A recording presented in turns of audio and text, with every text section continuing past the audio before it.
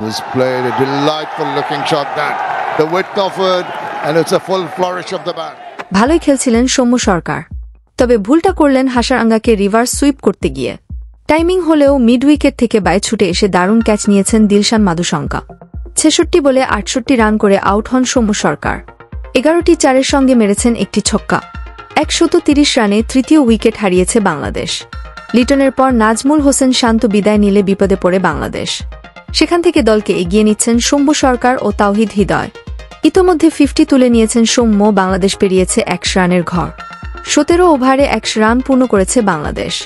আবারও লিটনের ডাকে 0 রানেই উইকেট হারাল বাংলাদেশ। প্রথম ম্যাচে গোল্ডেন ডাক মেরেছিলেন লিটন দাস। দিলশান মধুশঙ্কর বলে হয়েছিলেন বোল্ড। আজ শুক্রবার দ্বিতীয় ওয়ানডেতেও ডাক মারেন তিনি। Bowler Shane Dushanka. তার করা ইনিংসের তৃতীয় বলে ডিফেন্সিভ মুডে খেলতে গেলে বল তার ব্যাটে লেগে উঠে যায়। স্কয়ার লেগের সহজ ক্যাচ লুফে নেন। তাতে প্রথম ওয়ানডের মতো দ্বিতীয় ওয়ানডেতেও 0 রানে উইকেট হারায় বাংলাদেশ।